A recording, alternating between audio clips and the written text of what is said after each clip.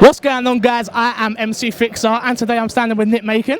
Hello. So Nick from MakinGames, I think that's brilliant, and I know it's only just come in my head, but I think it's brilliant. We're both nervous. See, so the first interview I ever did was you. Didn't feel like it was your first interview. Absolutely amazing. Very inspired by. Streets of Rage, Final Fight. I was so nervous. That was my first interview of the day, and you were great. I really. Hey, this ain't about me, it's about you. No, but seriously, for a first interview, you were very good. I'm used to being in front of a camera. I'm used to trying to please my audience because I love you guys. But let's get onto the game. Rage Injustice. Hell yeah. I love the game, and you know that. You do. I do tweet you an awful lot. You do. I'm sorry, I do love it. I love it. Apologise. Goodness sake. So, for people that don't know about Rage Injustice, can you tell me a little bit about it?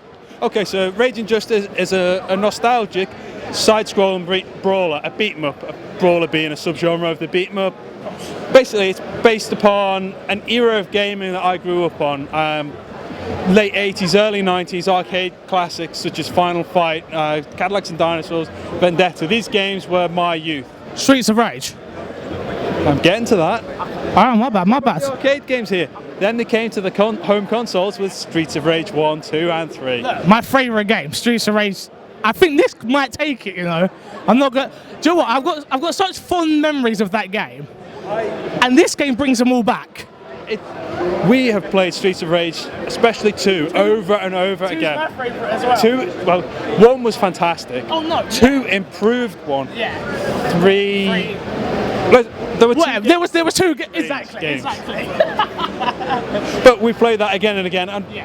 one of the things that we're really trying hard to do with this game is to take out the bits that people remember from games. Yeah. It's probably the hardest part of making this game so far is everyone remembers different games differently. Yeah. And they remember, oh, I remember this bit in that one, that bit in this one. And we're trying to get as many of those little nuggets of joy that people remember and bring them in. Streets of Rage 2, I remember the bikes. Now I played this demo, and I remember that I'm like, oh, it brings it all back. The bridge level, Yeah, bike after bike after bike. And then it happened. Wait until you play it, because you are going to play it, because it is amazing. But so what have you added? What have you added since the last time we spoke? Okay, well, since the last time we spoke, there was loads of great feedback at EGX Res, and it showed to me that some of the game was a little bit rudimental in the back end stuff. That, you know, based on the feedback, I could see that okay, some of the hits were a bit and some of this and that. So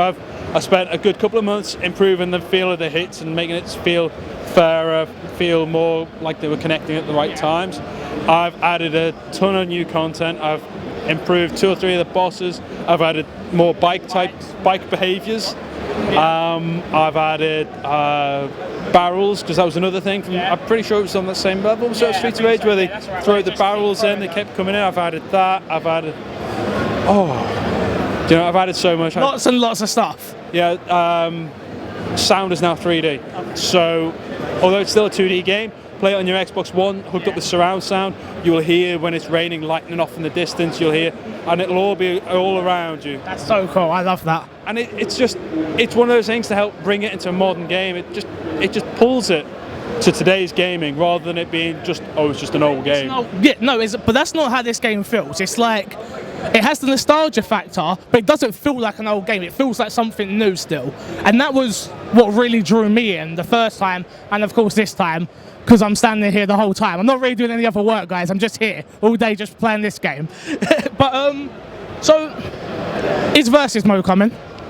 Versus mode is still on the board. It's on the board. You told me this last time. Last time I said it, you was like, I don't know. I mean, the multiplayer, I've got to have more than just play the game co-op. Yeah. So there's going to be some sort of versus mode, some sort of horde endless battle mode. Oh, these are the multiplayer modes that I want to get in for launch.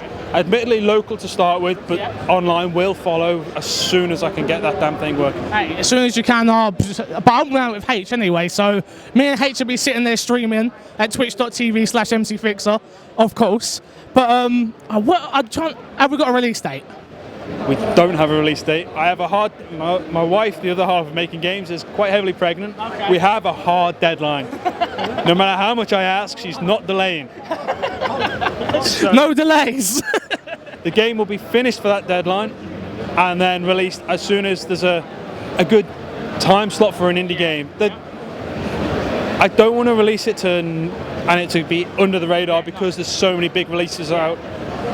As much as it might be finished and ready to go, so I'm going to pick a time when I can get some more coverage. I mean, you'll give me great coverage, and that's you know I will. Oh, you will, and I am really thankful for that.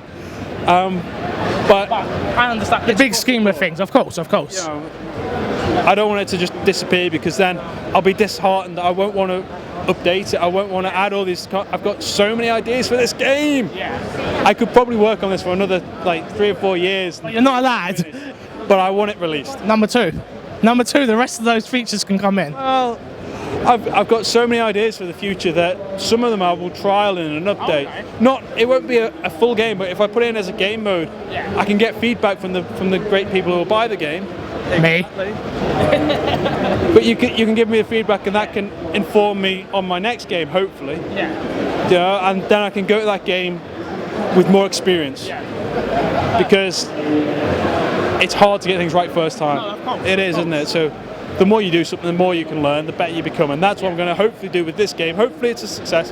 Hopefully I have the energy. Yes. It takes a lot out of you to release a game to do the updates that will help me trial some ideas I've got. Perfect. Thank you very much for your time. Before we finish, what platforms is it coming to? As much as I am an Xbox and I love my Xbox, is it just Xbox or is it coming on? Won't be just Xbox. It will lead on the Xbox One. I love the Xbox One. Yeah. It's a dream to develop for the idea. Xbox guys, they're fantastic. So it will lead on Xbox One. Very soon after, it'll be on Steam. Okay. So that'll be initially Windows and Mac, possibly Linux. Let's see how that goes. Following that, we're going to go to mobile, and we're then going to go on to the other consoles, basically. If this game can run on a device, I want it running on that device. I like to program, I will just port it. Perfect. Thank you very much for your time. Make sure you check out Raging Justice. Last time at Rees, it got my game of the show. I haven't played too much yet, but a little inkling it might get it again. Be sure to like, share, comment, check out Nick, and check out Making Games. See you guys later.